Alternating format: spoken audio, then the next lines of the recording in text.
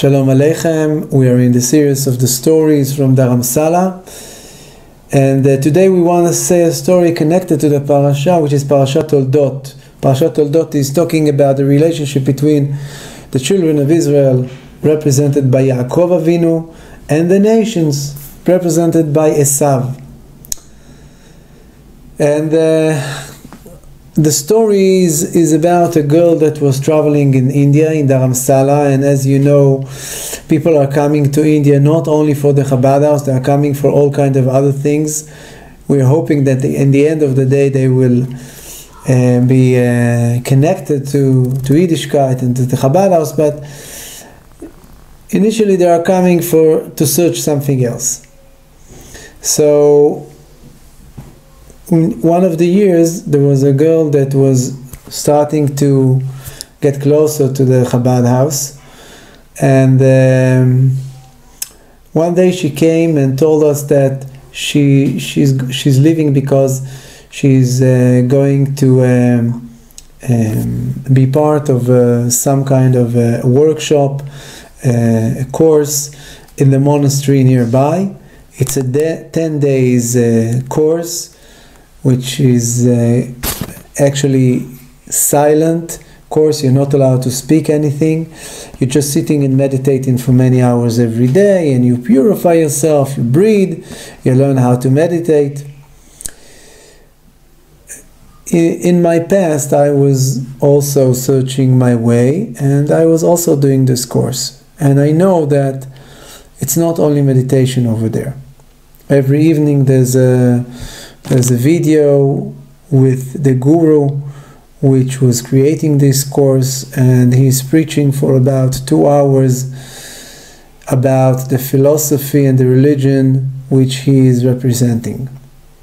And in his lecture he is actually uprooting the root of the faith in the Jew, and he's talking about his opinion that there is no creator, and he's denying godliness, denying the uniqueness of the Jewish people. He's talking about the Jewish people, and he's denying the uniqueness of the Jewish people.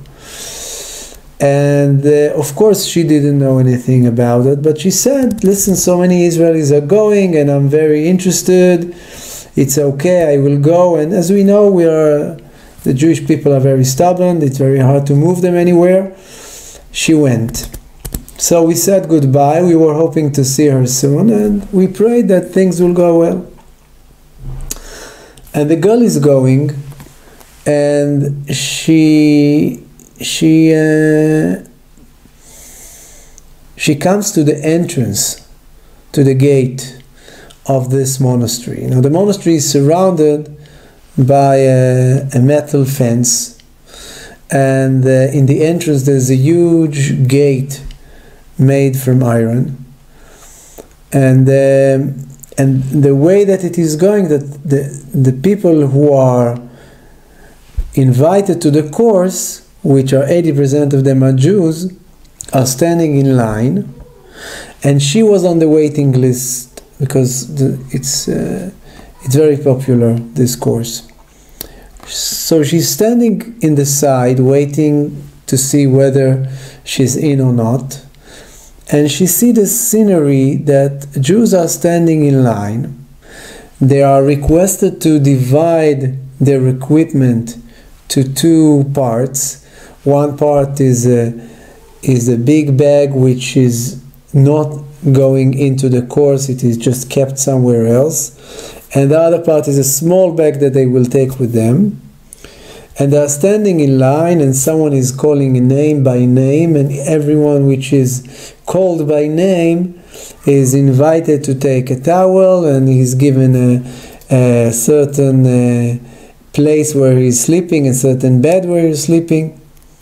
And she's looking from the side, that she's thinking to herself, this scenery looks familiar. Where it is familiar from? And then she has some kind of a deja vu from a film maybe that she saw about the concentration camps, about Auschwitz. And she's saying this is exactly the scenery from the selection in Auschwitz. Jews are standing in line, and someone is telling them, take this, not take that. Go here, go left, go right. And they're entering a huge metal gate with something written on above it. And she started to feel huge fear. She's saying this energy that I'm feeling now is not something that I want to be part of. And in the middle of her thoughts, the guard is calling her name. And everyone is very excited. Wow, you get the ability to go in, you was chosen. And then she said, no way, I'm not going there anymore. So everyone was very surprised. How you give up? I mean, you were waiting for a few weeks to get in. She said no. She took her bag and made a U-turn to the Chabad house. We didn't know what happened with her later on. But about 10 years later, my wife met her in the school in Israel. And she said, do you recognize me? He said, are you the Shluchim from Dharamsala? She said, I can't recognize you, sorry, my wife didn't remember. So she said that I was there 10 years ago and I was very confused about the meditation course. And finally I understood it's not for me. And thanks God, today I'm Lubavitcher and I have a Jewish Hasidic family and I'm very happy. And it's all started from this point in the Chabad house. So thanks God, Hashem gave us the ability to see the fruits of our work. But there is something very important about this story. It says about Esav, the brother of Yaakov, that Esav tried to show himself as a good person, as a pure person, something which is kosher. When he's tempting the Jewish people, he's not doing it aggressively like Ishmael. Ishmael is very aggressive. Esav is more philosophical. He looks like he's more maybe gentle. And he approaches the Jew by telling him some kind of a false reality. Now the Jew has to be sensitive enough to feel that something here is not right. He has to have the ability to distinguish between something which is rooted in the goodness and holiness and something which is rooted in the unpure source. Now this ability is being built to be in a higher and better place. The more you learn, the more you pray, the more you keep yourself, you eat kasher and you are connected to the right things, so your sensitivity is more correct and you are able to distinguish between the two. So we are here in this world surrounded by all kind of non-Jewish influences and people.